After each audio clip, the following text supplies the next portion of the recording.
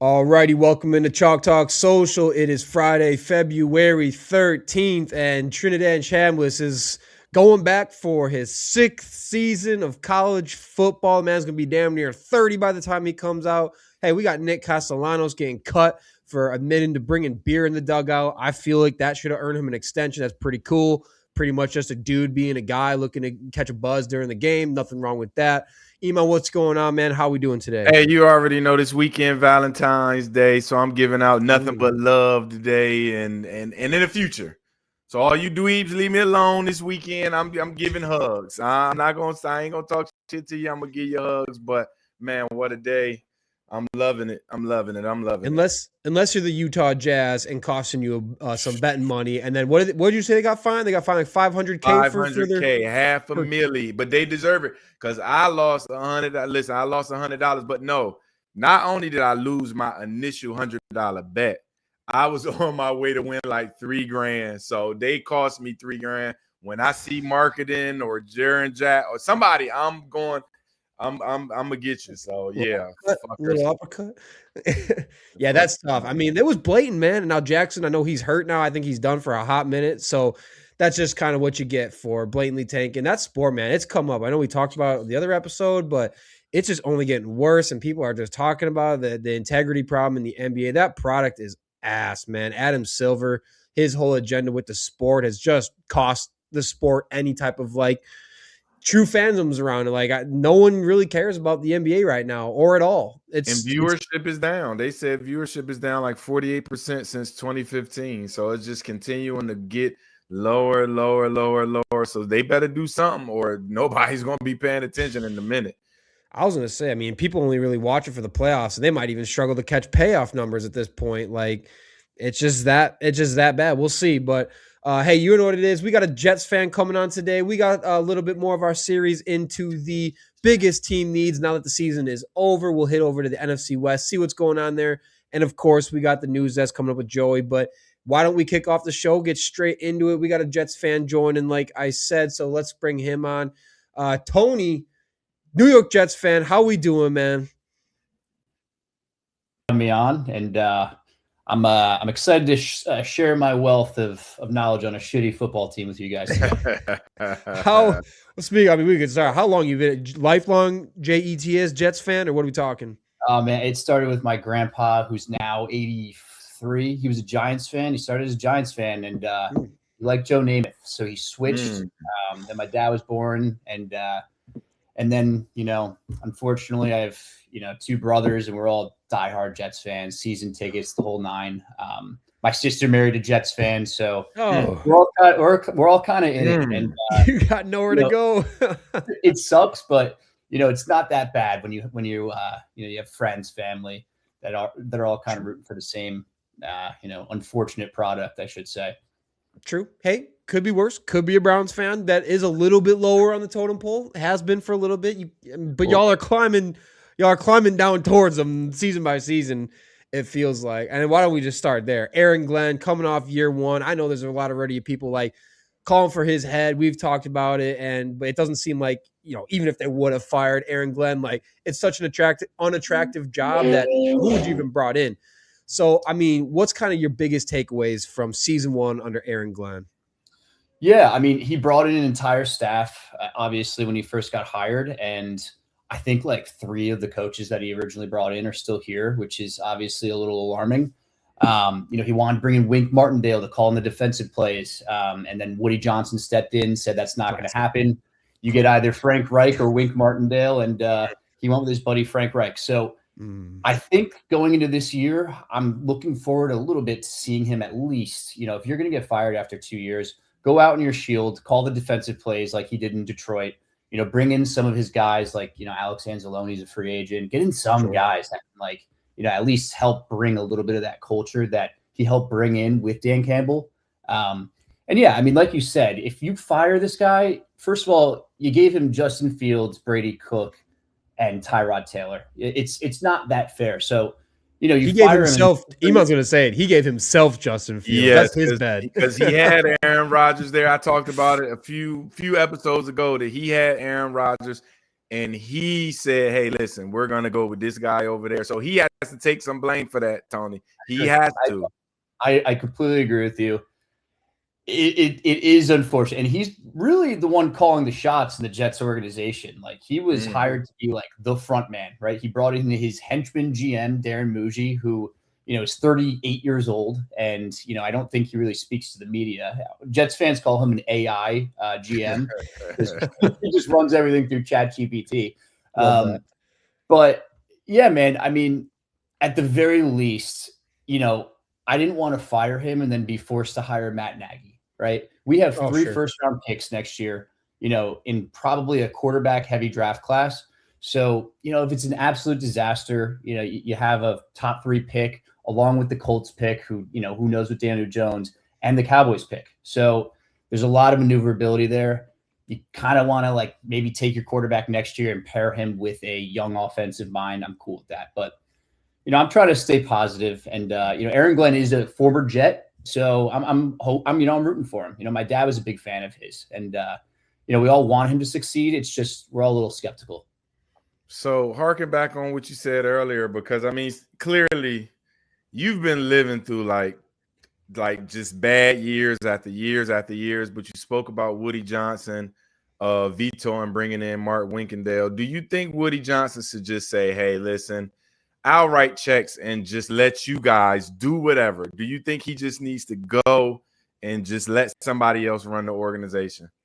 See, it's funny, and from from people that aren't really in the weeds with the Jets, it does seem like he just meddles and meddles and meddles and screws everything up and doesn't let the football people do their jobs. With Joe Douglas and Rob Saleh, I think he gave them a good 3 years of, okay, you guys do everything. I'm not going to get into it and whatever. We draft Zach Wilson, absolute disaster. People aren't going to the games. The stadium is filled with half Dolphins fans and Bills fans when they're coming to town. He gets pissed off and he says, "Okay, get Zach Wilson the hell out of here, and we're going to go get big game, hunting at quarterback." Rodgers happens. The Madden rating thing happens, and it was a disaster. Once he gets his hands in it, that's when, Saleh and Douglas, I feel like they almost wanted to get fired. So in this case, I almost he should keep out of it, but Aaron Glenn is making $12 million a year. Wink Martindale is probably going to command a $4 million contract. Frank Reich's going to command a $4 million contract. Woody Johnson likely said, "What the hell am I paying you $12 million a year for if you can't call the defensive plays, right? I'll let you hire the $4 million OC. I'm not giving you the DC for that much money. And you're going to bring in, some guy that was on his staff with the Saints, I think, Brian Duker, who's clearly not going to call the plays." Yeah. I mean, it seems like, and it's crazy that I don't know what your thoughts were on trading Quinnen Williams and traded Sauce Gardner and kind of depleting the defense. What was from a fan base, what were y'all talking? Because you bring in a defensive head coach, things are going terribly, and then you trade 2 all-pros, and now you're left with scraps on defense. What was kind of from y'all's perspective, the thinking on that and the future planning with that? Is it the picks that you got? We're just restarting this piece over? Yeah. I mean, both franchise, we loved Quinnen Williams, man. He was here for, I want to say 6 years. I mean, he's an absolute dog. And he's one of those guys when he got traded, it's not like Jamal Adams where I was kind of rooting for him to fail a little bit because he was an asset. Quinnen is an absolute class act. He requested a trade and everyone public. It sucked to see them go. However, I think it was the right time to trade them. Sauce Gardner, really good cornerback. Little penalty, he gets a little bit too many penalties, but you get offered 2 first-round picks. That's a package where, I got the notification. I was in a meeting at work. I get the notification. I'm like, holy shit, they traded Sauce Gardner. And I was freaking out. And then the package came out, and I was like, okay, I would have done the same thing. If that was brought to the table, I would have done the same thing. Then 2 hours later, they trade Quinnen Williams, who's a 27-year-old defensive tackle, right, on a 0-7 football team. They get a second rounder and a first rounder next year. I was like, these are deals you just can't. I think they took advantage of geriatric Jerry on the second deal for sure. I mean, a second and a first is insane value for Quinnen. So I think it was just right time and place. The Colts wanted to go all in. The Cowboys wanted to go all in for whatever reason. And the Jets at 0-7 were like, look, we'll reset the clock on the contracts because they're paying Sauce and Quinnen a lot right now, and they don't need to be. So I was cool with it. It sucked, but I was at the end of the day, I saw the vision. I feel that. What about on the other side of the ball then with quarterback? I mean, Justin Fields is done. It's almost a Pro Bowler as the Jets backup. Somehow they still the audacity to ask Justin Fields to be in the Pro Bowl, which is crazy. What's the sentiment there? I mean, everyone's like, it'll be the most Jets things ever that they go trade for Kyler and overpay for Kyler. I mean, Justin Fields said no to the Pro Bowl. He's too good for it, apparently. What's the plan at QB, man? What are we doing? To give you guys a little scope, the rumblings over the past 2 days is that Derek Carr is going to come out of retirement and come to the Jets. And that was a real thing. I had to hop on Twitter. I had to hop on Twitter and be like, guys, what are we talking about here? Like, let's take it easy for a second. I guess he did like some radio show. He was talking about it. And so, I mean, that's where we're at. It's ugly. Like, you were saying, I mean, Trinidad Chambliss ain't coming to the draft, right? I think in an ideal world, if I'm GM and I know, if you win 2 games or 3 games this year, you're out, right? And that's a once in a lifetime opportunity for a guy that gets into the head coach and GM spot. I think I would take like Ty Simpson and sign like a Kirk Cousins. I think it's the only way you can go. When Dante Moore, declared to go back to Oregon, they were screwed from the get-go. Yeah. It's a 1 QB class. You're going to have to take a defensive tackle at 2 or defensive end at 2. And, just pray one of these guys ends up being like a Jackson Dart situation where you take a swing and it works. And, that still didn't save Brian Daboll's job. So I think they have to take a swing because they have all this draft capital in 2027, but they're not going to be able to use it if they win, 4 or 5 games. Woody's not very happy right now. Yeah, I'm going to tell y'all, I'm not really against the Kyler Murray trade because I think Kyler Murray just needs a head coach who's going to be stern with him and say, listen, here you're going to do it this way, but the talent to me is worth taking a shot with because Justin Fields just can't get it done. But while we're still on the offensive side, what do you do with Garrett Wilson? What do you do with Breece Hall? Because bringing in the Ty Simpson, I don't know if Kirk Cousins, I don't know if those guys are going to be able to be okay with that. But what do you do with them? Do you get rid of them? You keep them? I mean, Garrett is like, as a fan base, he's like our baby. We've never had a good playmaker like Garrett Wilson. And he, he's a captain. He's probably the best receiver I've seen on this team since 2015, Brandon Marshall. And, he's just an all-around, like, fantastic locker room guy. I mean, he's awesome. He's everybody's favorite player. He signed the extension. He's staying. Like, he's going to be a Jet. And you see all these news outlets saying, like, oh, get out of there, whatever. No, he's going to stay here, I think. Breece Hall is a different story. He's got the Twitter fingers. Whenever there's a little, like, little thing in the media, he's kind of commenting on it, taking a few, like, little jabs at, the organization or whatever. Apparently they're not going to franchise. Apparently they're not going to franchise tag him. They're going to try to use the transition tag. He's somebody that I would let go. And some people disagree with me. And, why would you open up another hole? I think I would just rather, go out and sign like Tyler Algier in free agency and kind of roll with the backfield of him and Isaiah Davis. Again, Braylon Allen, you a Braylon Allen guy or no? He was hurt last year, and so big ass boy. He's huge. I mean, we were calling him, baby Derrick Henry. He's huge. I'm a Badger fan. I'm pulling for him. Yeah, he's super young. I mean, it could be a decent 3-man backfield with those 3. And I think, one of the main things with bringing in like a Kyler Murray, who we all know he's super talented, man. He threw like 28 touchdowns, 8 interceptions 1 year. Again, that would be one of the best years of quarterbacking that me as a fan has ever seen in my lifetime. Damn. It's just a culture thing, right? Yeah. And people around the league are saying like, New York plus Kyler Murray plus New York Jets media coverage is just like mixing milk and oil and whatever bad stuff you can throw in a bowl and mixing it all together. It's not going to work.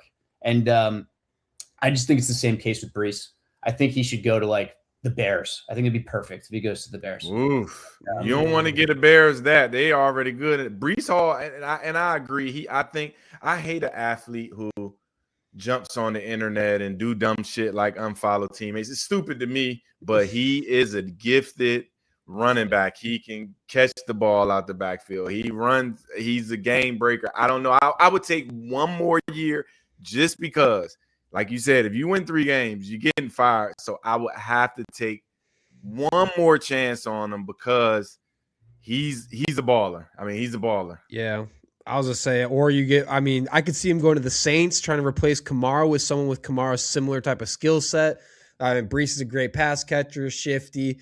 I don't know exactly what you'd get for him, if anything, but like, I really like Breece. Like Emo said, I would try to keep him around for another year and see what we got. I don't even know what you do I literally am out of thoughts for what you do at quarterback. I'm a Packer guy, so I'm a big advocate of Malik Willis.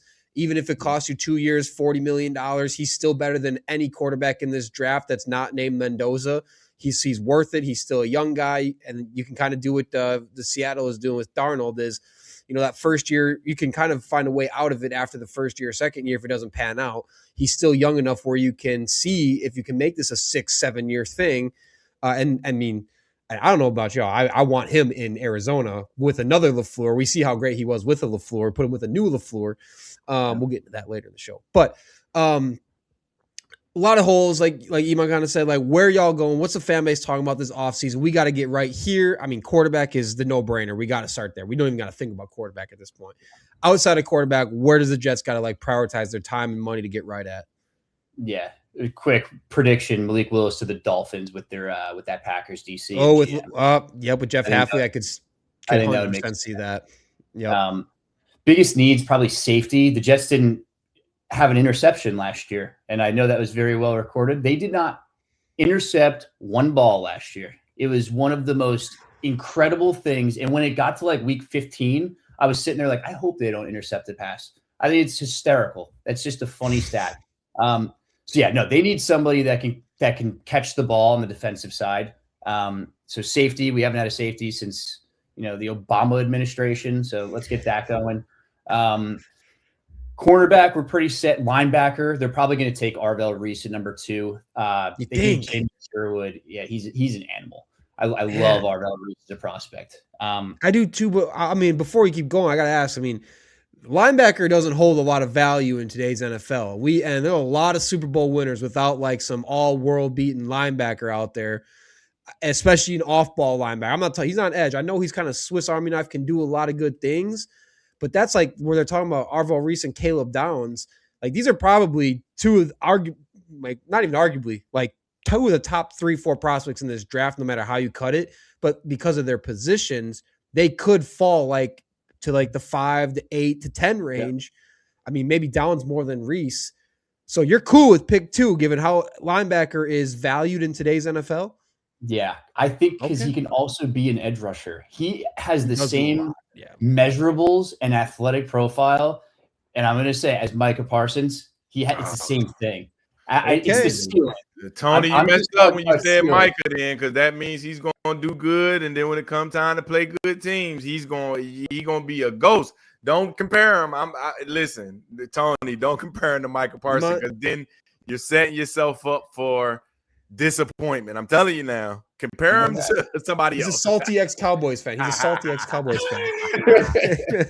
That's why I say, Tony, when I hear other fans be like, man, we've had depression. Listen, at least y'all sniff some AFC championship games with your Rex Ryan teams and Mark Sanchez butt fumbling, but still, you've at least seen a team where you can say, shit, we might could win the Super Bowl with this team.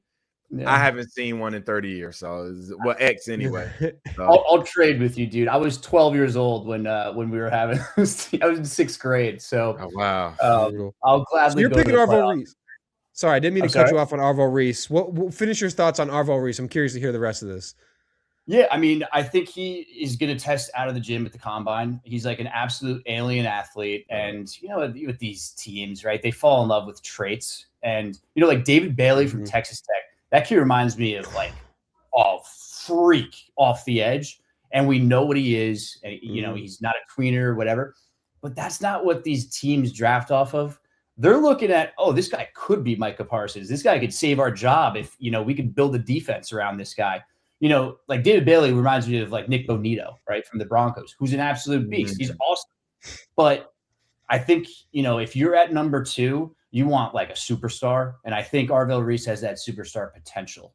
He's, you could strike out on him. He could not find a position in the NFL. But if he hits, man, he's going to be really, really good. So that's kind of my take on the number 2 pick. In terms of other needs, wide receiver 2, they need another guy next to Garrett. We're all praying that Mekhi Lemon from USC falls to 16. I don't think it's going to happen, but if not, Denzel Boston would be cool. Alec Pierce is a free agent. I think he's a dog from Indy. I think this would have been a better go if I just told you what we had instead of what we needed, because we need everything. What do you have? What do you feel most confident about then with the Jets team? How about that? Okay. The offensive line is really good. They have 2 really good tackles. Armand Membu, they took number 7 last year, and Olu Fashion, their left tackle. They're both very promising, both like 21 years old. That's great. They have a really good left guard, Tippmann, and AVT at guard. They're probably going to re-sign him, and a solid center. Their line's healthy. We need Vera Tucker healthy. I know. Yeah, he was the only injury to the line last year, which was like incredible, and we still won 3 games. It was like a statistical anomaly. So then Garrett Wilson's cool. I'm running out. Damn. There it is. That's it. I didn't think you would make it that far. There's some nice, young players. Like, they have Will McDonald, Jermaine Johnson, Juwan Briggs. Like, their defensive line, there's pieces. But, these are pieces that, we watch. Phil, as a Jets fan, I'm watching every day. These are not household names. Azareye'h Thomas at corner is pretty good. That's really I liked him in the draft process a lot. I'm so high on him. What about Mason Taylor? We high on him as a tight end of the future? Yes. He first of all, love that his dad, is an NFL Hall of Famer and former Jet, not Miami Dolphin, former Jet. I'll get that on record. And he was 20. I mean, these tight ends, man, they take a while to develop. They'll normally pop on the scene when they're 25. He was 20 as a rookie, and he caught 55 balls for 500 yards as, somebody who can't legally have a beer, which is pretty impressive. I think, in 2 or 3 years, I think he's going to be our solid tight end, great hands, super smooth. I'm high. I think they had a great draft last year. Membu looks like an all-pro right tackle. Mason Taylor looks like a hit in the second round. Azareye'h Thomas is cool. And they got Malachi Moore from Bama. He's a safety. Hard hitter. Again, can't catch the ball, but he can play football, which is nice. And I'm not used to getting that out of a 4th-round pick. True. Yeah, that's why DBs play DBs, because they can't catch. They're not receivers for a reason. So I used to tell people all the time, they good at DB, they ain't got good hands 90% of the time. Exactly. So. Anything else you want to get to before we get into the cut 3, keep 3? No, listen, I tell people all the time, I get excited when other teams are worse than the team that I used to like. And I'm a Ravens fan now. We missed the playoffs. So listen, Tony, I'm with you, brother. I hate losing, but listen, you got it bad. I'm not lying. This is one of the interviews their team need everybody. Everybody. We have a bunch of firsts. We have 5 first-round picks in the next 2 years. So we should get 5 players. I can just hop on here next time and say I like them.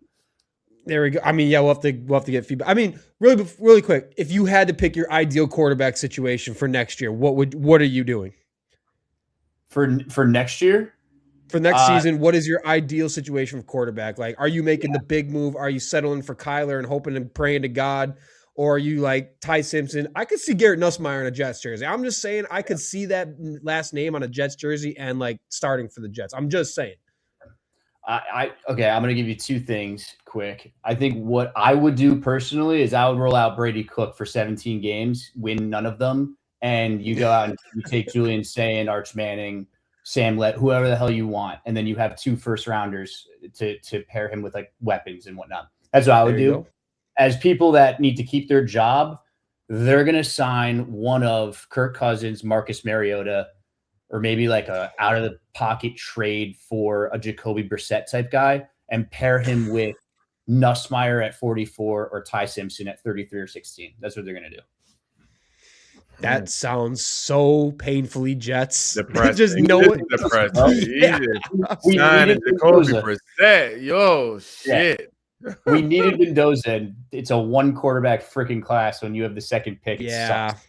That really sucks, man. I mean, I almost feel bad at that point. It's just enough to win you 5 games and take you out of a top 3-4 pick. And going into the season, it's not enough to even get you near the playoffs, especially now that the Pats are back. The Bills ain't going anywhere yet. You might be able to sneak past the Dolphins, but even then, who the hell knows? I hope not. But I mean, honestly, I wouldn't at this point. Yeah, you got to get the quarterback next draft. Like, you have to be in a spot to get your guy at quarterback. I mean, it was funny last episode we were talking about how Adam Gase is back in the NFL now, and his job was to get Sam Darnold right back in 2020, and rest is history on that one. Are Jets fans at least happy? Sam Darnold beat the Patriots for the Super Bowl. That's kind of like a mini Super Bowl for Jets fans, I gotta feel like, right? Yeah, I mean, we hate the Patriots. That's like our number one op. So seeing them lose in any capacity is awesome. And dude, Sam Darnold was awesome. Like when he was here, when he left, you have so many guys that leave these teams, like Baker Mayfield, for example. He's always throwing shots at the media at his previous team. Dude, Sam Darnold was like, look, I sucked there. I didn't deserve to stay there. They moved me, and it was just a part of my journey, and it brought me here. So, he thanked the organization, all that stuff. Class act. We love Sam Darnold, and Leonard Williams, Jason Myers. There's a few ex Jets on that team. They're all good dudes. Like we like them as a fan base. So unfortunately, we're talking about getting the guy and all this stuff. We had the guy, and Vikings had the guy, 49ers had the guy, Panthers had the guy. They all had the guy. I mean, hey, there's no Seahawks Super Bowl without the Jets. Let's put it that way. There is no. Yeah. So, I mean, kind of shout out the Jets for winning the Seahawks a Super Bowl, I guess. But all right, let's get into it. The game we do with every fan, the keep 3, cut 3, Jets edition. You got a quarterback to keep, a running back to keep, and a receiver to keep. And there are not a ton of options throughout Jets history with a lot of tenure and a lot of success. So limited list, but we're going to try to get into it best we can. I'll give you your first quarterback. Are you going to keep or cut Vinny Testaverde? Vinny Testaverde. I had a few beers with him last year. Super good dude. Shit. I'm going to cut him though.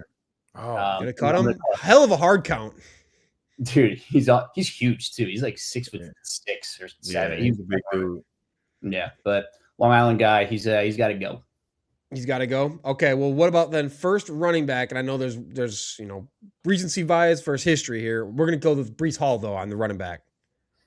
Oof, keep or cut? I'm cutting him in real life and in the game. Get him out here. Get him out. Why? What about Breece is worth cutting? I think in terms of talent, super talented running back. We've had a lot of talented running backs that have come through the Jets the past couple of years, and again, like I said, in the locker room, I don't think he's the best. He's not like a fan favorite here. We like his talent. We think he's a very talented running back, can catch the ball, all that good stuff. But if you took off his 2 thumbs and he couldn't tweet anymore, I would say keep. That's it. Okay, one of those. The diva running back. Yeah, diva running back. Can't know better than diva receiver. Okay, first wide receiver then that we're gonna give you here. Gosh, just some names that now bring me back to like Madden 05, Madden 06. We'll go with first. How about Lavernius Coles? I love that one. Lavernius Coles, forgotten. So Lavernius Coles, man, you get him in Madden. PA flood. It was a play that I would always run, and he goes on a go route after the play action goes. You chuck it deep, and he catches it every time at 7. I would have my dad when I would be playing against him throwing the controller. I got to keep him. And a news story just came out about Lavernius Coles recently. I mean, he's a cop now. He's awesome. We love Lavernius Coles. He was my guy, Chad Pennington. You guys can't see, but I have Chad Pennington's jersey signed and framed right here. That was one of his favorite targets. And we love Lavernius Coles. I was young when I was watching him, but he was like the first receiver one that I really was able to watch. So I'm gonna keep him. That's crazy. So now we got to go into. You're going to cut Garrett Wilson for Lavernius Wait, Counts? I have to cut Garrett Wilson? Yeah, That's what I'm can saying. only keep one receiver out of all the receivers. You can only keep one. I mean, it's down to Jericho Cotchery or Garrett Wilson. I'll let you pick. Okay, all right. Yeah, all right. It was a great Madden play. We're keeping Garrett Wilson. We're keeping Garrett Wilson. You're about to get us all roasted online. He's the best receiver that I've seen play for the Jets. You can say Keyshawn Johnson. He was here for a cup of coffee. Loyal captain, locker room loves him, fan base loves him. If you walk into MetLife on Sunday at a Jets home game, you're going to see a bazillion number 5 jerseys, G5, and we love him here in Jersey and New York. So I'm going to keep Garrett Wilson. Jericho Cotchery, by the way, dog. Love Jericho Cotchery. I love that. It's a great name to just bring back out of the archives randomly. Oh my God. He again, like another Chad Pennington target. He was like across the span, I think, of the early Mark Sanchez days too. We let him walk to the Panthers, and it was one of those things where like the fan base was furious over their wide receiver 3. So, love you, Jericho, but we're keeping G5 here. Yeah, can't blame it. Wasn't Jericho Cotchery himself? He was like 6 foot 200. I just remember he was a big dude too. Just another guy. Coles and Cotchery, just fun Madden guys. I love them for that reason. All right, so quarterback, you got the jersey signed. You keeping Chad Pennington as your Jets all-time quarterback right now. Well, not all-time. Obviously, you got Namath, but yeah. I think Namath is a little overrated. I'm going to get myself here, but I mean, we'll clip that up. And the guy threw more interceptions than he did touchdowns. Yeah, he was great for the game. He called his shot for the Super Bowl, threw for, I think he was the first 5,000-yard passer. I'm keeping Chad Pennington, dude. If without the injuries, I'm telling you guys, he would have been like a poor man's Peyton Manning. He was one of the most cerebral players that a lot of us have ever seen. He was second in MVP voting in 2008. Fun fact. And not on the Jets. He actually left for the Dolphins and was second in MVP voting. But dude, he could see the field. If he injured his shoulder early on in his career, if that never happened and his arm didn't turn into a noodle, man, he would have been like one of the best players to play for the Jets organization, if he isn't already. I mean, so I'm going to keep Chad Pennington. I grew up, he was like my guy growing up. And it ushered us into the Brett Favre, Mark Sanchez thing. So, I think if we kept Pennington with that Favre team, I think they would have done some real damage. I mean, you think about that AFC wild card, 2003. Shoot, I don't even know how old you are. I know I was barely alive for that one, but I'm pulling up the stat now that the 41-0 win on Peyton Manning's Colts in the AFC wild card, where he had 3 touchdowns, 200 yards. Lamont Jordan, I remember that name, on the ground for 100 yards. Curtis Martin kind of doing his thing. Santana Moss is another name on the Jets that you want to talk about fun Madden dudes, because there was Santana. What was his brother? Sonoris Moss too. Yeah. But Santana Moss was a little lightning bug. I'm gonna tell y'all, I'm a Wayne Kerbeck fan. Like, he was one of my guys at the Jets. Like, when you get your white receiver that can play, I love him. So that's my era. Wayne Kerbeck. Am I pronouncing his name? No, you're right on. He went to Hofstra. Yeah. He was a hometown guy, man. He was undrafted. Yeah, dude. Beast. And he would take shots over the middle. And he was one of those like Wes Welker type guys. He was Julian Edelman type guy in the slot. He's gonna get open when you need him. He was my guy when he played for the Jets. Yeah. So now we kind of almost, I said his name, but we kind of almost skimmed off the last running back you got to keep now. Curtis Martin, or are you going to keep Lamont Jordan or Thomas Davis? I'm gonna keep Curtis Martin. And I'm gonna throw out my Mount Rushmore real quick of Jets. Curtis Martin's on there. All right, he's a dog, man. Like one of the all-time greats, Hall of Famer. Mm-hmm. It's him, Pennington, Revis, and Joe Klecko. So Curtis Martin, man, I want him back with the organization in some capacity, because he was an awesome player, also like a super successful businessman. If you ever hear him talk, like extremely well-spoken, intelligent guy. I would love to have him in like that role that like Matt Ryan just got with the Falcons, is like that president, like the buffer between your maniac owner and general manager. I think it would be perfect for that.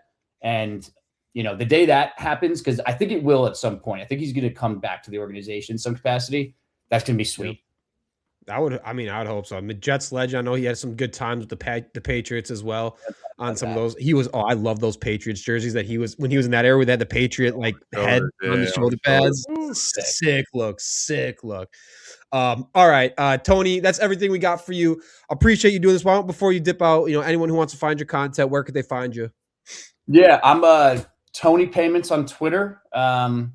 Follow me on there, man. I tweet all the time. I act like an absolute jackass. And, I love it. Follow me over there, and you won't regret it. Do you think you got like a most viral tweet, something you can recall off the top of the dome? Yeah, dude. I just had one that got like 5 million views or whatever. I think it was like 80,000 likes. I tweeted out that 80,000. Yeah, if Sam Darnold prevents the Patriots from winning the Super Bowl this year, I would argue that he was worth the number 3 overall pick for the Jets. And that was you. I remember seeing that tweet. Wow, that's that. I got the DraftKings follow, part of my take followed. I was like, what the hell's going on here? Woo, buddy. All right. Hey, now you got to throw some more out there. Yeah, you got to throw some more out there. So that's cool. I'm gonna tell y'all before you go, Tony, my favorite Jets thing of all time. You remember the year where y'all was balling in the playoff? I forgot the linebacker name. They was interviewing him at the end, and they was saying, you got to see. He was like, "Yeah, can't wait." That's most fire. I still use that meme to this day with anything when people talk shit, and I just put under there, "Can't wait." Because people talk shit that they're gonna do something to me, and I'd be like, "Can't wait." That is the most just viralest interview after a game ever. I love that from the Jets. Dude, hey, listen, can't wait to see you guys again, man. This is a great time, and it was a blast coming on. Thank you guys so much for having me. This is awesome. No problem. Hell yeah, man. Thanks for doing it. Can't wait to the next one. Can't wait. Can't wait. Guys. See you, Tony. All right, great stuff. Per usual, getting a fan on here, Tony, man. I just, every video of a Jets fan you see out there, it seems like they're just miserable. I remember seeing the one from this year, the Jets fan who gets interviewed at the stadium, like the young kid, and he's just morbidly depressed to be a Jets fan. But he's like Tony, you're born into it, you're stuck with it. This is what was decided for you at birth, and it's just super unfortunate. You can only hope for the best, that they find a way to stay sane outside of Jets football. Anything you want to quick get into before we move on about the Jets stuff? I'm going to beat on the table, and I'm going to keep saying it. Y'all got to listen to me about these quarterbacks. Please go get Kyler Murray. Do not go for the Jacoby Brissett. I know they think don't do the Jacoby Brissett. Don't bring Justin Fields back. Please just go to his house tomorrow, knock on it, tell him, hey, your job's finished here. Go get Kyler Murray, Aaron Glenn. If you want to save your job, trust me, I think you're disciplined. You can get him right. Go get him. If not, I think so. Yeah. So when you said that, I was actually a little bit interested because one, Kyler Murray is going to turn 29 before next season. And we're talking a guy, he didn't play at all last season. 2 years ago, he was hurt, only played 8 games. The year before that, he only played 11 games. The year before that was 14. He has one season in his career so far playing 17 games. So I'm sitting back, I'm like, how much do you invest in Kyler Murray? 1, and 2, I almost think like Cardinals with LaFleur in there, I'm almost kind of interested to see if they keep him around, how that dynamic looks in Mike LaFleur's offense. They already got 3 really, really talented pass catchers. They could rework the backfield. James Conner's probably not going to be around. DeMarcado sucks. Michael Wilson is just what he is, and really got Trey Benson. So there's some rebuilding to do. I don't know. What would you, if you're the Jets, what are you, given what I just told you about Kyler Murray, he's never blown the doors off of anyone, really. What are you giving up? What are you investing to bring him in then? Listen, I would roll the dice on whatever Arizona wanted. Wouldn't give him a 1 for him, that's for sure. No, but can't. But if they wanted a 2 and a 3, I would definitely let it go. Because I tell people all the time, we talk about some of the greatest athletes in the game, Deion Sanders and Bo Jackson. Deion wasn't drafted in the first round in baseball. Neither was Bo and them.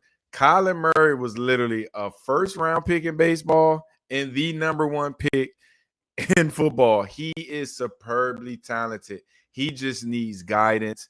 There wasn't any real OGs in Arizona when he came in that could kind of put him under the wing and say, hey, come with me. So he was kind of left to kind of figure this shit out. And listen, anybody tell you after like 30, you get tired of video games anyway. So he's about to be tired of playing Call of Duty. So I just roll the dice because he's just super gifted. He has a cannon for an arm. And Aaron Glenn, I'm telling you, man, your job is on the line. So why not roll the dice with the most talented quarterback that you can go get outside of? There's nobody else doing something huge. You'd have to do something major. I mean, major. you would really have to make the just mega deal to get somebody else. So I just think he's the most talented that a lot of people won't want to touch. But Aaron Glenn got to have that confidence in himself to say, hey, I'm a culture builder. I can get him and turn him around. So that's just my thoughts. Yeah. No, it's a truly unfortunate offseason to need a quarterback unless you're the Oakland or the Las Vegas Raiders and you're the only ones lined up to get one. And whoever, I think the Malik Willis will definitely be the biggest of sweepstakes out there. And here's the thing with Kyler Murray. Whoever brings him in, it's a 2-year contract. They have an out after the 2027 season with a $0 dead cap. 2020, yeah. So it's a 2-year contract. He's going to take up 17% of the cap next season, which would be the second highest in his career. But then it drops down to under 14% for the 2027 season. And then, like I said, you can get out after that with no dead cap hit. So you're really just seeing, like, can we make this work in 2 years to the point that then you're talking about Kyler Murray at the age of like 31, 32, where, let's be honest, even if it goes great at that age, at that point in his career, he's not going to be commanding some top of league money because he's going to be 32. It's not going to be some crazy contract. So it's the right time to be like the Jets and like, let's just swing and hope for the best on this one. And if it works long term, we can see if it works. It's not going to break our bank because when we got to pay him more money, he's going to be a bit older. He's not going to be in his prime anymore. It might be working, but it might be a smaller contract. And then, probably next season, you dip your toes into the NFL draft at quarterback. You get your guy for the future who's going to back up Kyler for that one season. So then by the time Kyler's out the door then for 2028, you can bring in that rookie quarterback you just drafted in the first round to step in, fill the shoes. Worst case, Kyler sucks in year 2 and halfway through at Thanksgiving, you bring in the rookie to replace it. And then it's just, a half season of lost money type of thing. So because that division ain't getting worse, Austin. So he better do something fast. I'm telling you now, that division's not getting worse. So. Yep. And like the Jets fan said, they just need that O-line to stay healthy. They got dogs on that offensive line. I think Tippmann's really underrated. He's really good. Another Badger guy, I like him. And then, Garrett Wilson's not going anywhere. Go get yourself a big dog at wide receiver. No matter who your quarterback is, you need another dog at wide receiver type thing. But all right, speaking of who teams need and don't need, let's get into it. The biggest team needs, let's go over the NFC West now. And we'll stay on the team, Kyler Murray's current team. Why not? The Arizona Cardinals. I mean, you could say one of their team needs is going to be potentially QB1, quarterback 1. They might still choose to keep Kyler around. Who knows? Again, I'm curious to see what they do there. Otherwise, a lot of the fans are talking about edge, D tackle, right tackle, running back depth, inside linebacker. Do you got something you kind of got your eye on for the Cardinals? Oh, I mean, quarterback 1, that's obviously, but.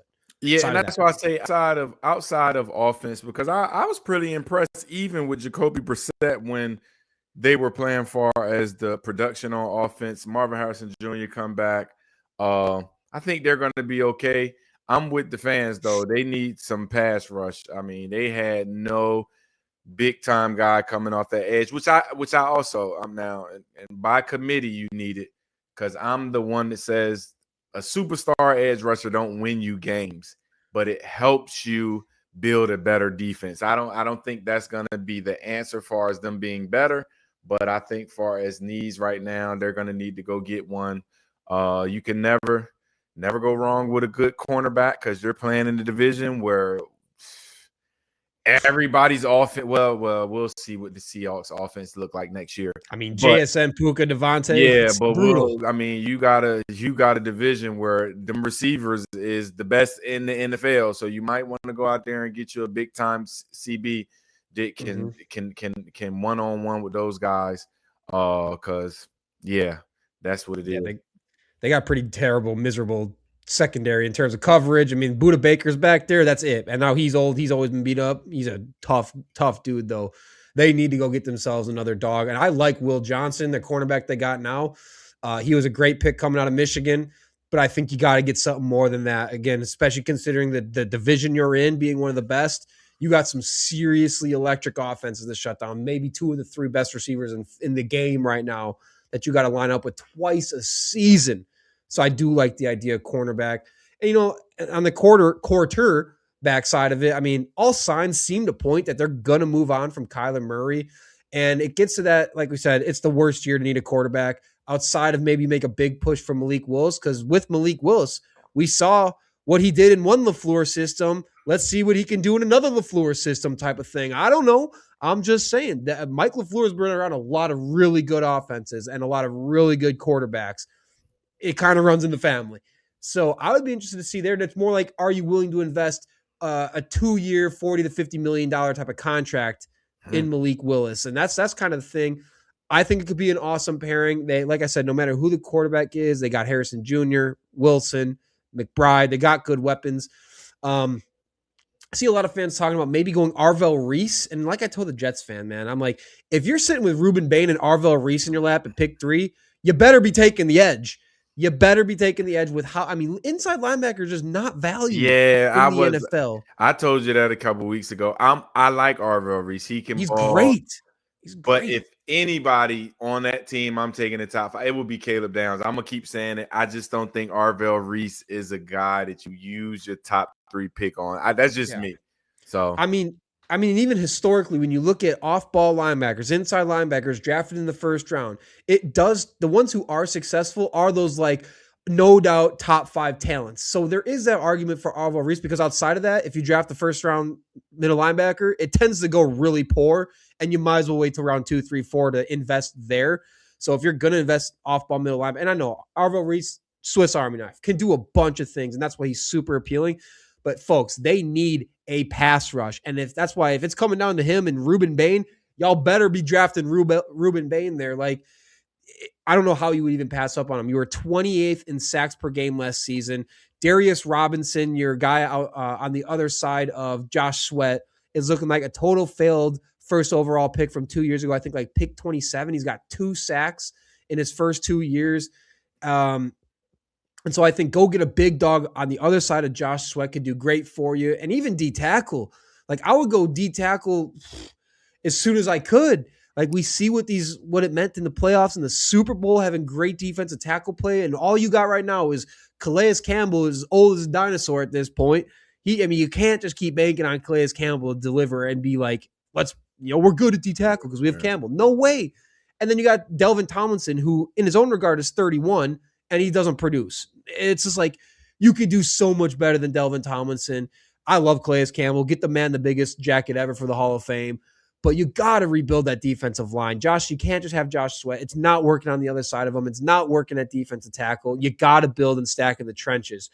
And especially with that first pick. That's why I'm like, get Ruben Bain. You can put him at 3-eye, 4-tag, 5, that's like why wherever. I think Ruben Bain can play anywhere on that line. I think that's a big pick. I'm with him. I would even go with Bailey before Arvell Reese. And the only thing that I also say with Arvell Reese, I think there's a lot of great middle linebackers in this draft that you can grab one in the third. I mean, from the guys from Indiana, the guy from Texas. I mean, it's so many great linebackers that you can kind of wait on Arvell Reese.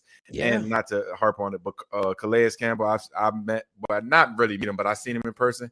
He's one of the biggest human beings I've ever seen in my life too. I'm 6'3", so when I gotta look up, I'm like, you play football? What the fuck? He's a huge, he's a huge human being. He looked about 7 feet. Now I know he's not 7 feet, but in person, I was like, man, that's a humongous. Yeah. And to your point, I can't blame them if they draft Arvell Reese, but like Kyle Lewis, Red Murdoch, Trotter, there's a lot of awesome, like seemingly day one plug-in type of linebackers. And I know they got like Kaiser White. I'm blanking on the other dude that they recently used a first round pick on. That's one of their linebackers. But point is, as enticing as Reese is, maximize the value of pick 3. Go get the edge on a fit. You want to spend a 5th-year option on an edge, not a middle linebacker, right? We've seen even the best. Roquan Smith at his peak getting moved because it's just not a value position in the NFL. As important it is, as awesome as it is when you have a great middle linebacker. Don't get me wrong now. It's just not where the priority lies with spend and prioritizing the majority of your best capital towards. So yeah, I'm kind of on the side of like, go get yourself an edge is where I would prioritize edge and D tackle. I mean, obviously they got to figure out quarterback, but shoot, that's gonna be tough to do. All right, over to the 49ers. A lot of fans talking about they need a wide receiver one. They need wide receiver depth in general. They need an edge rusher. They need a tight end.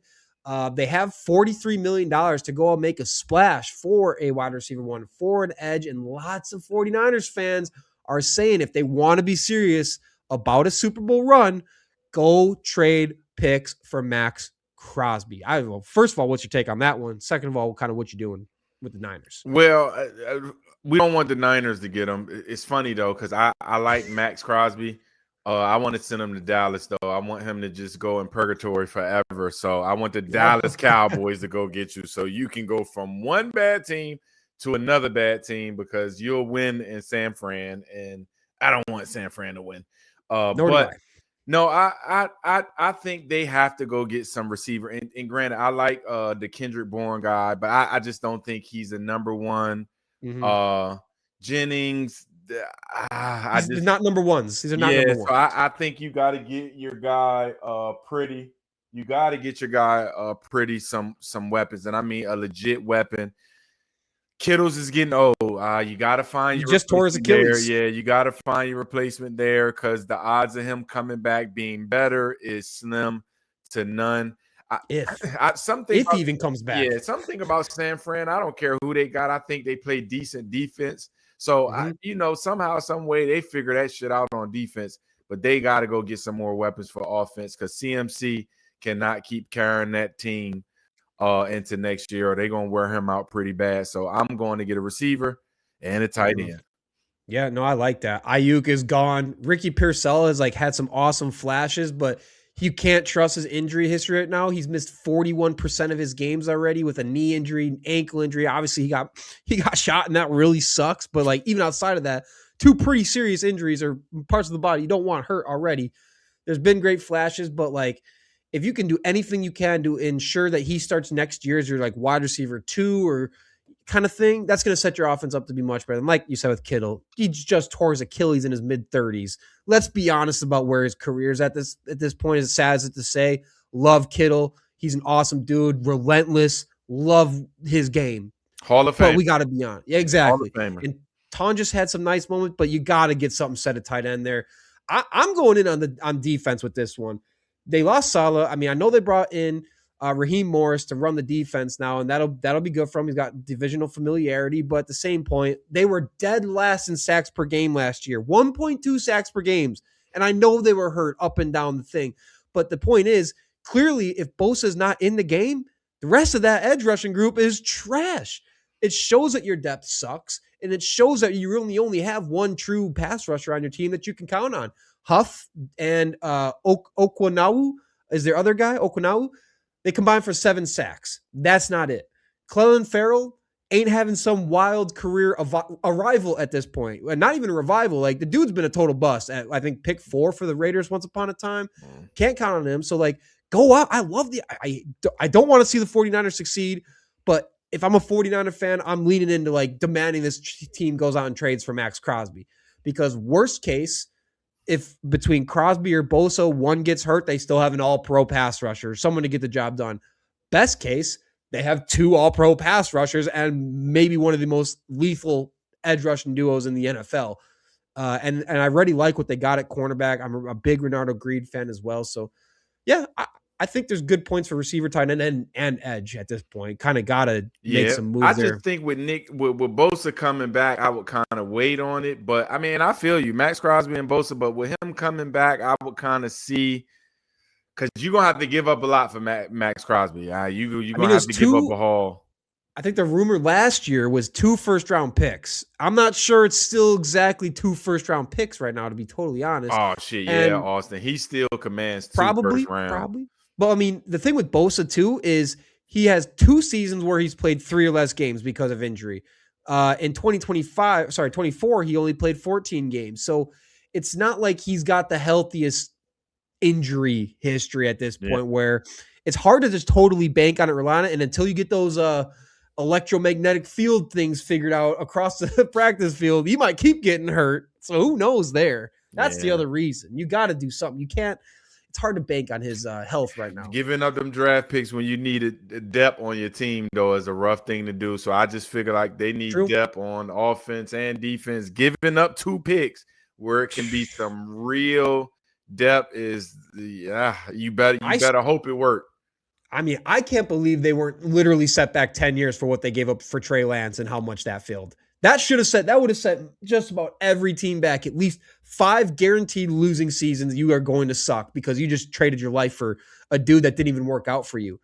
I don't know how that had to be one of the worst shits ever. I mean, that and the Brandon Ayuk signing has to be 2 of the worst. Like, what the fuck was John Lynch thinking? But yeah, I mean, I never liked Trey Lance either. Yeah, I never liked Trey Lance. So yeah, that wasn't big there. All right, let's go over to the Rams. They're pretty damn good football team here. I mean, they have 3 awesome safeties, Quentin Lake, Cam Kitchens, and Cam Curl, really good at safety. They got pieces all over that D-line. They got a great receiver room. They got good running back room. They got Stafford. They got the O-line. They got 3 tight ends they know how to use. They got a young Terrence Ferguson at tight. It seems to be hard to find a need for the Rams, but they didn't win the Super Bowl. There's room for improvement here. I asked our Rams fan from a couple episodes ago where he'd go. He said cornerback, but where do you go? As much as I don't agree with you, I don't think they got Stafford. You have to find your replacement.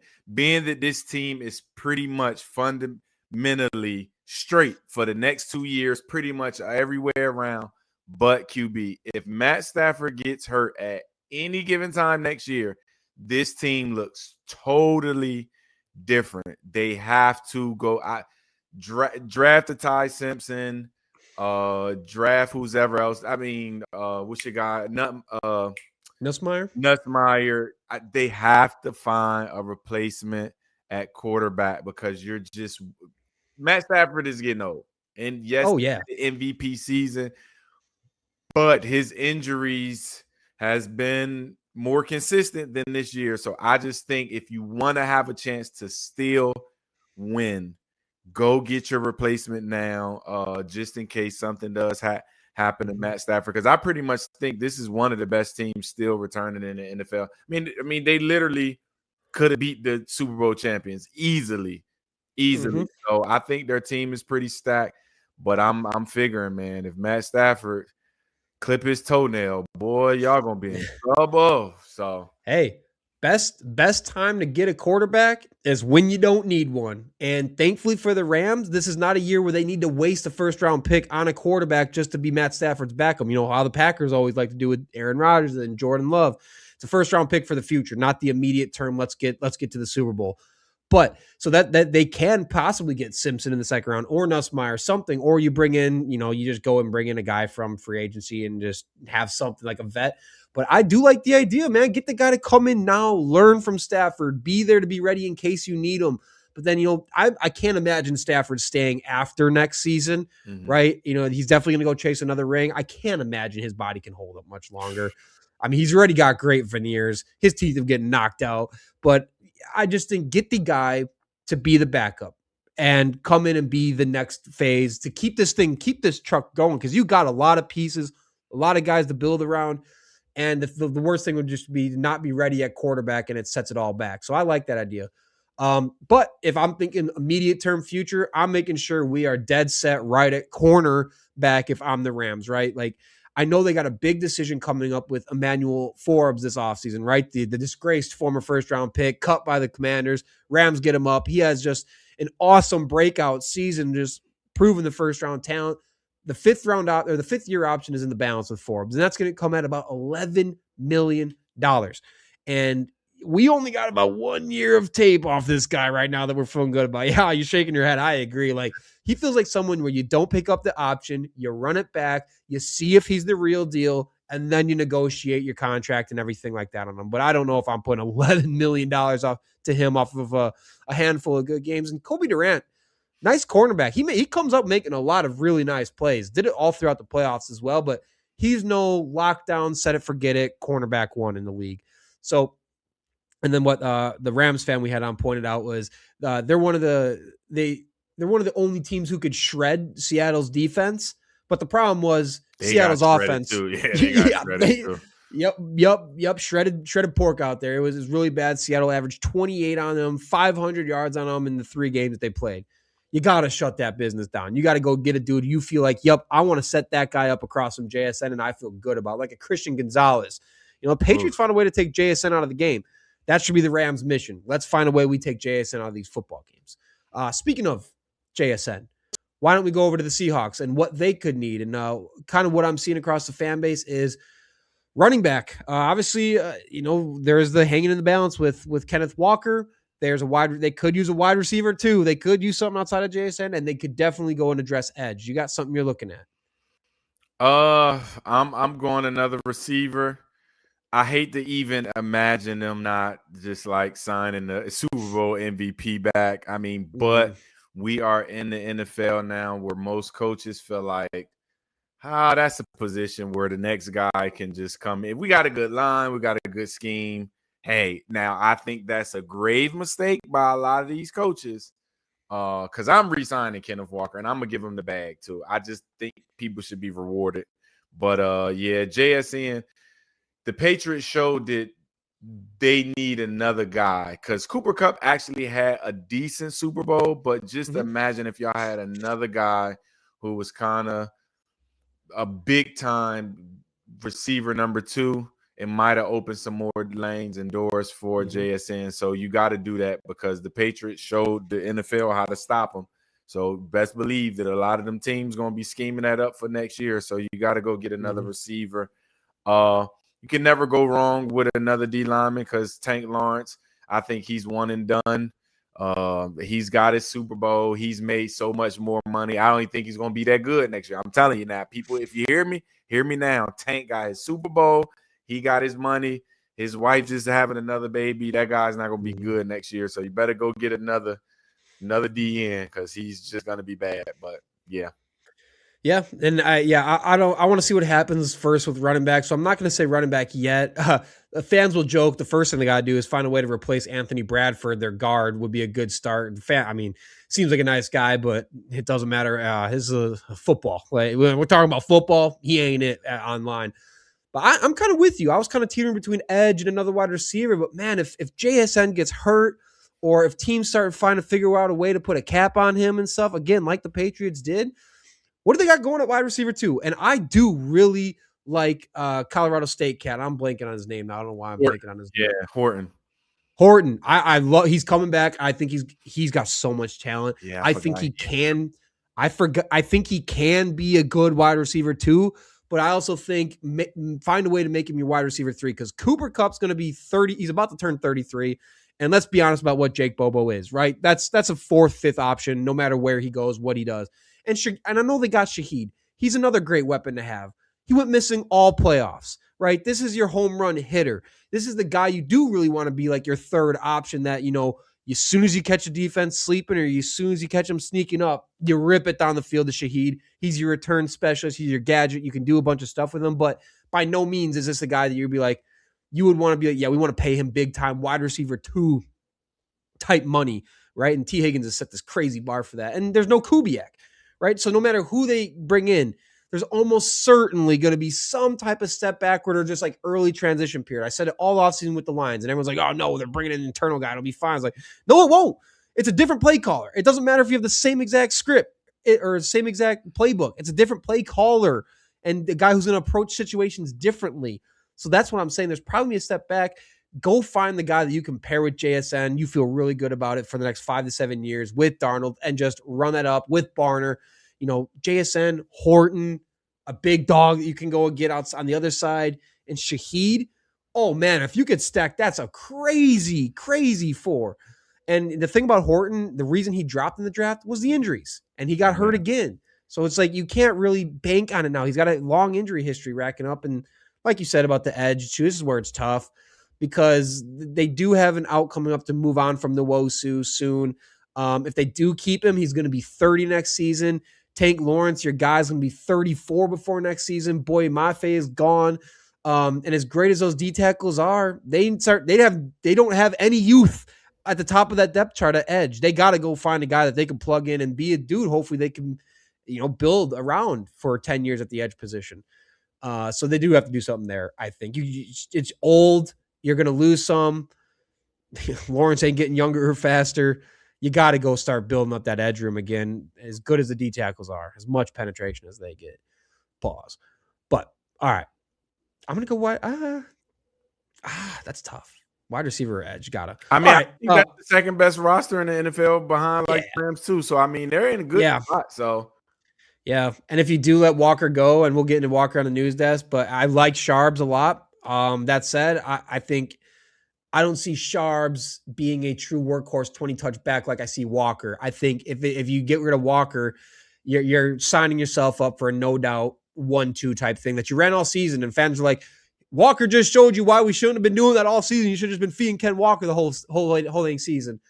So I don't know. I don't know how I feel about that. He deserves a bag, man. He deserves a bag. But all right. Let's bring Joey in and let's get to the news desk for like we do every Friday. But Joey, what do we got going on in the news desk, man? Let's rip through them. All right, we're kicking off with college football. Trinidad Chambliss been granted a 6th season of eligibility. I know there was all that controversy. Will he stay or will he go? Will he be allowed to stay? Court judge says yes, he can stay at Ole Miss. He'll be 24 before the next college season kicks off. God damn. What are we feeling about this eligibility and what it means for college? And for him, frankly, is he getting a nice, sweet NIL deal now that he stays and postpones college postpones the NFL and not go to a really bad team? Man, I just don't like it. A 24-year-old against a bunch of 18 and 19-year-olds. It just feels creepy. It feels kind of creepy. And not creepy. It's just like, you know what I'm saying? It's just like, this is too old. He shouldn't be allowed that. And I respect like betting on yourself.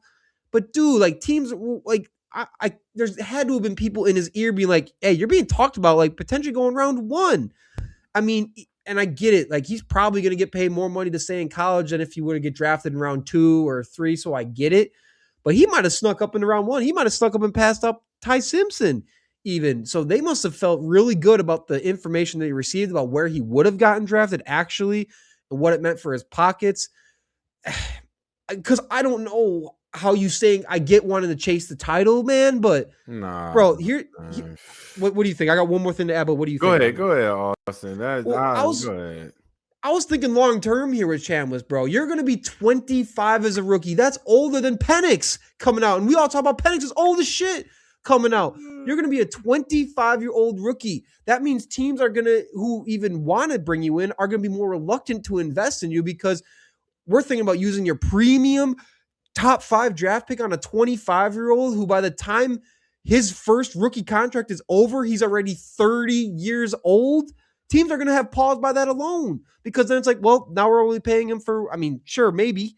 And you run him up till he's 35. But like as a long-term thing, I think this one only makes his situation more difficult. I know he wants to raise his stock and chase a ring, but fella, I think teams are going to be even more reluctant to draft you now in the long term of it all.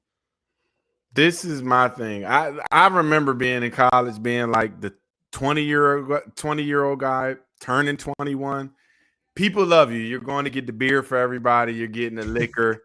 Just imagine 3 more fucking years. And we also used to look at the guys who graduated and come back and still try to be on campus. You'd be like, why the fuck are you here? Like, go start a family or something. I'm telling you, college got to do something, man. This is getting out of hand, and I'm with you. If I'm an NFL team, even him and Dante Moore, I'm like, well, what type of mentality y'all got? Y'all want to go back and play with college kids and not come in the NFL and really challenge yourself? And I'm with you. If you look at him play with Dante Moore going back, you can't tell me he wouldn't have got – somebody probably would have just reached for that pick, but he would have got drafted higher than he ever did. And next year, shit, he still got Dante Moore, Arch Manning. He got some guys coming out next year. So you kind of fucking up your place for next year, man. But this got to stop. This has to stop soon. Yeah. This has to stop soon. It's a problem. And that's the other thing. You've entered a situation where you have to go to a team and a team has to want to be able to be ready to plug you in as QB1 right off the jump because you're going to be 25. There is no time to wait with you. So it has to be the perfect situation. It has to be a team who's needing a quarterback, and they're willing to pass up Arch Manning, willing to pass up Dante Moore, and these younger cats or whoever ends up coming out as well, like Lenore Sellers, maybe he takes a big step. So there's going to be so many more roadblocks now that you've now inflicted on yourself. For what? For what? It just feels greedy. And shelf lives are so short in the NFL. I mean, maybe not quarterback, but like you might get hurt next season. It's all over and you never get into the NFL and you just had your chance to be a first round pick, but not. I mean, again, he must have had some information they felt really good about. He wasn't going in round 1. They must have felt really good about. But even the combine, he could have went and showed out the combine and for sure bolted himself into the top 25 picks, man. Maybe they offered him $15 million. The only thing I can say is if they offered him $10 million, I'm coming back myself. But if it's anything under 10, like, come on, stop being a dickhead and go to the NFL. He must got a college girl there or something that he likes. That part too, that he don't want the next guy to come in and get to him. I'm saying. All right, what do we got next? Well, first thing, the last thing with that, he's still not beating Solomon Tuleapupu at Montana. 9th season currently. Oh, no, hell no. 9? He just got granted his 9th No season. way, Joey. 9. He was injured his entire undergraduate career and now is eligible as a grad he went to USC. What? Now he's at Montana playing linebacker. What? Yeah, family of 3, a mortgage. He would have middle linebacker in college. A degree, a law degree, 9 seasons. No way. And see, now we got to start blaming these coaches who are fucking putting these guys on their team too. 9. It's insane. Let me see how many years. I might got a year left. Woo. I might gotta strap up the cleats quick. I'm a spry 31. I could probably get back out there if we're allowing this. Like, dude. I get love for the game. It ain't, buddy. Hey. But it's Montana. You Let's can't love the game that much. You playing your 9th season at Montana. Hey, sit down. Sit down next to me here. Look at the sunset real quick. End that career, pal. Take him out to the barn. End this thing. There's no point. I get love for the game, but buddy, you're about family ready at 26. Jeez, I didn't even realize that's brutal. All right, sorry. What's next? Next one, I'm going back to the NFL. Days after the Super Bowl, the Seahawks are potentially on the market. It was Paul Allen's dying wish, the old owner, to sell the team upon his passing and donate the proceeds and the profit they get to charity. That's the first time I've seen that where you could sell for billions and it all goes donating, which is wonderful. But interesting now, again, one, you have a major sports franchise up for sale in this new era where they're going for billions. And 2, even weirder, normally it's, weird family disputes on the bad teams. And now it's the Super Bowl champions, like rah, rah, hoo, hoo. And now we're bringing a new person in here that could help and steward it, or could be a horrible owner and you're stuck with another Haslam. Kind of nuts. I mean, Schefter came out and reported they might go for $10 million. It'd be a record sale. Billion. Wow. Whoa. Billion with a B. Billions. Sorry, I had to do it. That would be crazy to all go to charity. But I think, this is a team this is a family team. They love this team. I think it's going to be some tech oligarch that it's a diehard Seahawks fan. I just can't see him selling it to sell and just some guy who has no interest or love about the team. I feel like enough that they will find someone who loves the Seahawks and is just like wants to see the team be successful and will invest in that. That's just the vibe I'm getting from the Allens. And, I know the selling was the father's last or Paul's dying wish or whatever, but I think it'll be in the right hands. I feel confident they'll put it in the right hands. What do you got? Iman, is it your hands? Well, what I'm about to tell you now, I'm about to call my mom and see if she don't mind me changing my name to Charity, because I wouldn't mind a few of those fucking $10 billion.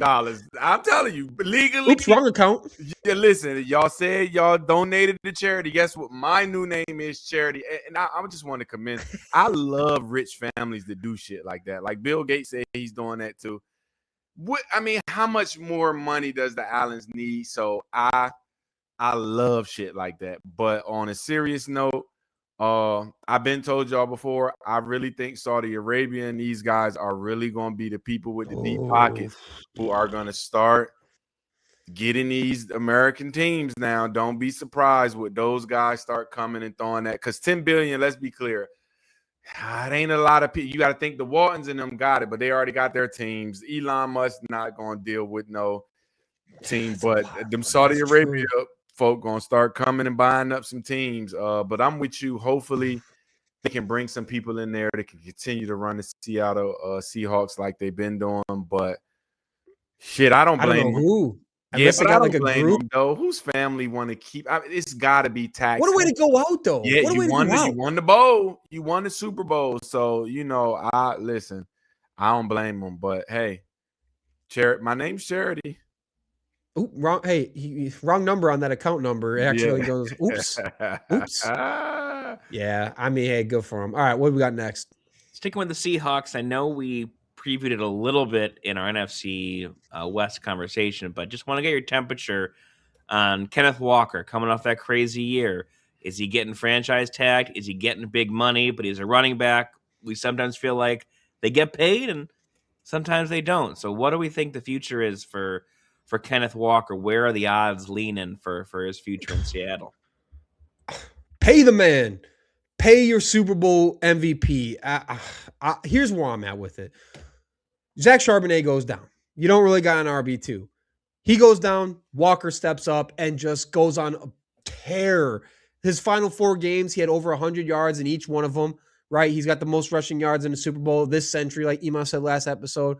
But those last 4 games, he pops off for 133, 145, 111, 161, 4 touchdowns throughout those.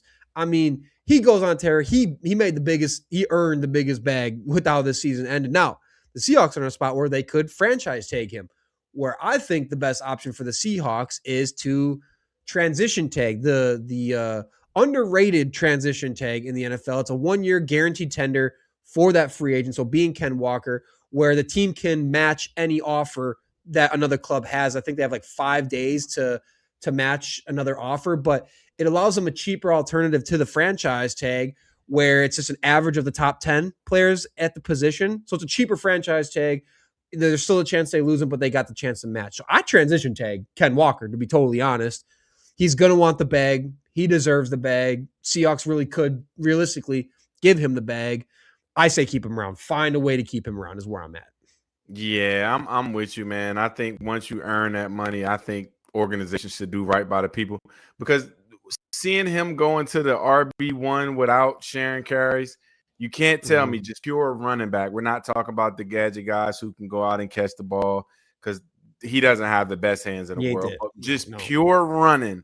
He showed that he's probably top 5 just pure running back in the NFL. So I just feel like you got to reward that guy. Don't franchise tag, don't transition. Start rewarding the guys who win you the big games, because that is the goal.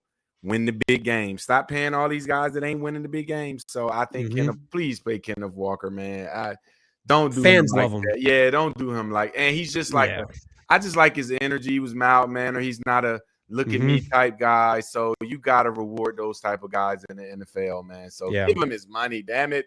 Yep, he's an incredible guy. Very just likable character. He's a fan favorite out here in Washington, like by far. And listen to him to talk. You ever hear him talk? It's just kind of it's just kind of funny listening to him talk. I love the guy.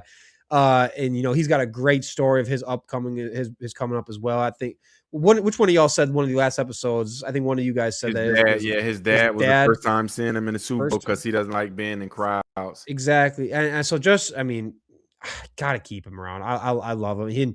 He's such a patient runner, and he's so explosive. When he finds the gap, he just shoots that MF. We saw in the Super Bowl, which he put on display his best qualities and as a runner at the perfect time. Worth investing money in. The Seahawks can make it happen. I would do it. All right. What do we got next? Next up, rumors swirling in Miami. Is Tyreek Hill on the move? What would you do if you're the Dolphins and wanting to get out of your hellscape that you're in? Is he worth cutting or keeping? I don't know. You keeping him? You don't like small receivers. Get rid of that fucking bum. I mean, I think at one point Tyreek Hill was probably top 3 best receiver in the league. But I mean, if y'all follow him and following his outside life. He's probably on his 10th baby now. Ain't He's good. divorcing his wife. Like, he just got a lot of off-field shit that I just wouldn't want to deal with and pay because it didn't equal wins. And I'm just being honest. I don't like small receivers. And I just don't think he's focused on football anymore. So, listen, he need to go be a father. So just go snip him and get him up out of there. And Miami, Halfley, start over. Please don't bring any of those baggage guys back because he's been a loser since he left KC. Since he left KFC. KFC. I was about to say KFC. Since he left KC, he's been a loser. So get rid of him. I mean, it'll be awfully hard for him to make those child payments because if they cut him post June 1st, they are going to save $36 million if they cut him after June 1st. So, and he's going to be 32 before next season starts. It's just an all around, and he just played 4 games this last season. I don't know how much you can trust coming off that type of injury either. And Joey, I know you had the good note in here about Tua, what they owe Tua. Like, they're on the hook. $56 million this year on Tua, $53 million in 27 for Tua, and 65 big ones in 2028 for Tua. Oh, I don't know what the hell they're going to do. Nobody's going to want any of that contract. No one's going to even want to really start Tua in their team. You got to free up money. Get rid of Tyreek Hill post June 1, save the $36 million, and then make sure that's your plan and you stack up in the draft, or maybe free agency, you go make a big move, or you make a trade for a big move, and maybe you send Tyreek Hill out. I don't know. But I think the Dolphins will be smart. Next season, no Tyreek Hill. Let's start a new chapter, new coach, new quarterback, maybe. Who the hell knows what they do there? Yeah, I think he's gone. I think you get rid of him. What do you got next, Joey? All right, next up, we're going to a little crime sleuthing over here. So, police in Italy have issued a warrant for a 44-year-old Slovakian man that's been on the run for 16 years. Woo! He's been wanted for shoplifting in Italy from 2010. That's what he's on the run from? Yeah, multiple shopliftings across whatever city he was in. Okay. No digital trace. Yeah. Digital footsteps. That's crazy. So why is this being brought up with us? Because there's a fun sports tie. So he's been on the run. He's from Slovakia, but he's a big hockey guy. So he says, you know what? I'm going to go support my team in the Olympics because I love my team, my country. Where are the Olympics? In Italy, where he's a wanted man for the past 16 years. He went to a rural hotel, figuring no one could find him. The second his name was checked in, arrested on the spot. He used his real name? Right? You got to use a fake name. Oh. So we feel for this guy. Did he have it coming? Impressive. He's been on the run for a while.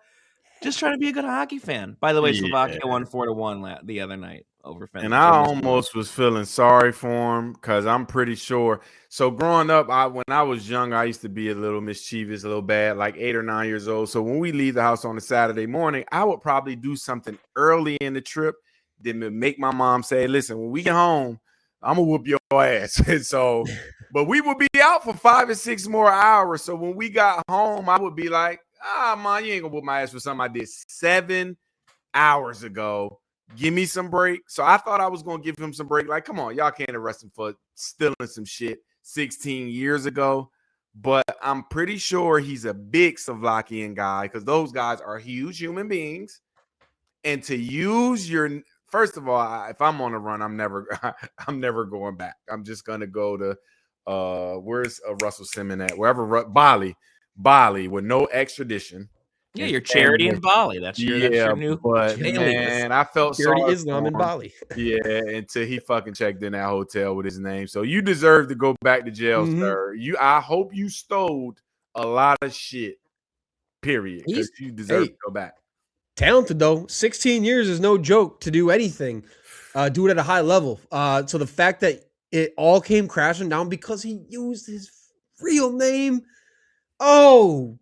You deserve it. You deserve it. That's the dumbest thing you could do. You know damn well. How do you even? It's like he wanted to get caught at that point.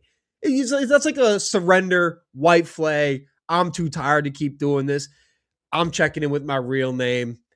Let's see how this shakes out. Hey, maybe they bring him in the crime unit in their version of the CIA or something. This dude clearly knows how to evade. He might be an asset. Hey, Jordan Belfort might just be an asset for the feds after this one. Just saying. Hey, might lead to a career. You never know. Like the hood to say, free him. There you go. Yeah, free him. All right, last one for you guys. We got a Rudy moment in the Olympics in curling.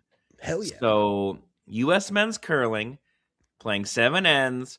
They had to sub in an alternate from Rich Ruin, okay? Rich came in for the lead, Aiden Oldenburg, and I don't think the coach really subbed him in. Oldenburg kind of subbed himself out and goes, Rich, you're in. You're coming in for me. And they were losing, and he played all right. They still lost the match, but the story is Rich, the sub, the alt on this team, is 54 years old. He is the oldest competitor on a U.S. team in a medal round for a Winter Olympics in history, beating out a record held by Joseph Savage in figure skating in 1932. God dang. So he still got it. So when you're 52, are you what sport are you playing in the Winter Olympics? Curling or bocce, one or the other, or bocce in the Summer Olympics. Man, listen, salute to that guy. I just want to salute the 54-year-old guy who said, I still have dreams. I still want to participate in something. And I'm telling y'all, that's not something easy. I look at it and be like, there's no way in sneakers my ass can balance on ice, sweep, I mean, and move at the same time down the dodging those pucks. Listen, yeah. So salute to that guy, man. I love to see our old guys living out their dream and being successful. Because I'm Unc, he's Unc. I'm with him. Y'all still kind of YNs a little bit.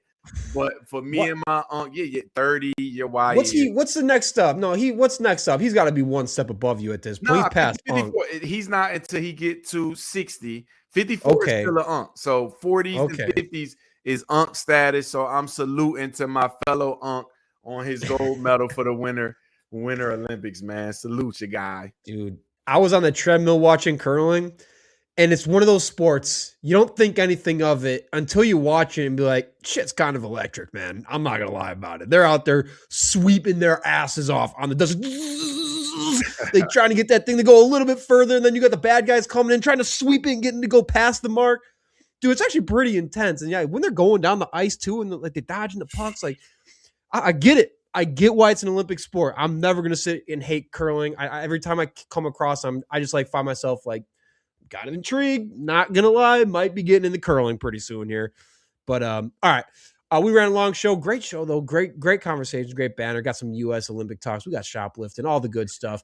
So you know what it is. We'll be back with you next week on a Tuesday for the top 10 and 10 and more things. No idea what we're going to cover. There's no football anymore, so this is going to start to get a little weird out here, a little funky out here. So tune in for that because I know we'll still find something good to pick up. Till then, y'all have a great weekend. Peace out.